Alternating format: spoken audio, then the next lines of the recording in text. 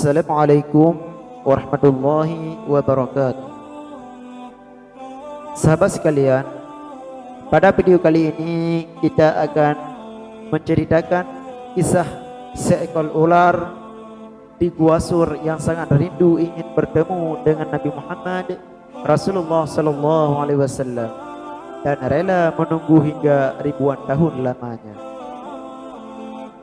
Kisah pengorbanan para sahabat Nabi memang tiada habisnya. Dari Abu Bakar, Umar, Utsman, Ali, juga para sahabat yang lain, mereka tak pernah memperhitungkan kerugian yang akan dihadapi. Bahkan kehilangan nyawa pun tak jadi masalah. Kecintaan dan getar hati Abu Bakar ketika Nabi Muhammad SAW harus hijrah ke kota Madinah. Beliau mengajak Sayyidina Abu Bakar, orang yang sangat dekat dengan beliau, untuk menjadi pendamping dalam perjalanan menuju ke kota Madinah. Harusnya dari kediaman beliau berjalannya adalah ke arah utara, karena Madinah secara geografis terletak di utara dari kota Makkah. Akan tetapi Rasulullah SAW berjalan menuju ke tenggara.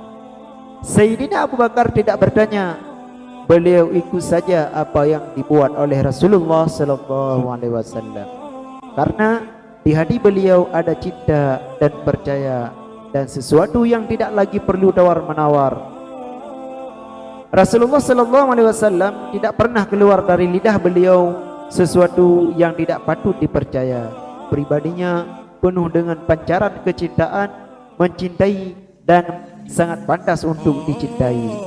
Pribadinya begitu rupa menimbulkan kerinduan dan cinta. Nabi Muhammad SAW berjalan, Sayyidina Abu Bakar mengikutinya. Ketika akan sampai 8 km dari arah Masjidil Haram, baru Sayyidina Abu Bakar sadar mau istirahat ke Gua Sur, karena sudah mendekati Gunung Sur. Sebelum Rasulullah SAW memasuki gua, Abu Bakar dengan sigapnya mengecek dan menutup lubang-lubang yang ada di gua guna terhindar dari binatang buas. Mereka sepakat untuk bergantian berjaga dalam tidurnya. Rasulullah SAW melubuhkan kepalanya di pangkuan sang sahabat. Di dalam gua yang dingin dan remang-remang, tiba-tiba seekor ular mendesis keluar dari salah satu lubang yang belum ditutupi oleh Abu Bakar. Abu Bakar menatap waspada. Ingin sekali ia menarik kedua kakinya untuk menjauh dari hewan berbisa ini. Namun keinginan itu dienyahkan dari benaknya, karena tak ingin ia mengganggu tidur Rasulullah SAW. Bagaimana mungkin ia tega membangunkan kekasih Allah Subhanahu wa Ta'ala itu? Abu Bakar menutup lubang itu dengan salah satu kakinya. Lalu ular itu menggigit pergelangan kaki Abu Bakar. Tetapi Abu Bakar tetap saja tidak bergerak sedikit pun dalam hening. Sekujur tubuh Abu Bakar terasa panas ketika bisa ular menjalar cepat di dalam darahnya. Abu Bakar tak kuasa menahan isak tangis ketika rasa sakit itu tak tertahankan lagi, dan tanpa sengaja air matanya menetes mengenai pipi Rasulullah SAW yang tengah berbaring. Rasulullah SAW terbangun lalu berkata, "Wahai hamba Allah, apakah engkau menangis karena menyesal mengikuti perjalanan ini?" "Tentu saja tidak, saya rida dan saya ikhlas mengikutimu kemanapun," jawab Abu Bakar. "Lalu mengapakah engkau meluruhkan air mata?" bertanya Rasulullah SAW dengan bersahaja. "Seekor ular baru saja menggigit saya, wahai Rasulullah, lalu bisanya menjalar begitu cepat ke dalam tubuhku," jawab Abu Bakar dengan suara tercekat. Lalu Rasulullah SAW berbicara kepada ular itu, "Hai, tahukah kamu Jangankan daging atau kulit Abu Bakar, rambut pun haram engkau makan. Dialog Rasulullah sallallahu alaihi wasallam dengan ular itu menjadi mukjizat beliau, sehingga Abu Bakar mampu mendengarnya. Ya, aku mengerti. Bahkan sejak ribuan tahun yang lalu, ketika Allah Subhanahu wa taala mengatakan, barang siapa memandang kekasihku Muhammad sallallahu alaihi wasallam dengan penuh mahabbah, dengan penuh kecintaan, dengan mata kecintaan, aku anggap cukup itu menggelar dia ke syurga. Begitulah kata ular. Ya Rabb, beri aku kesempatan yang begitu cemerlang dan indah.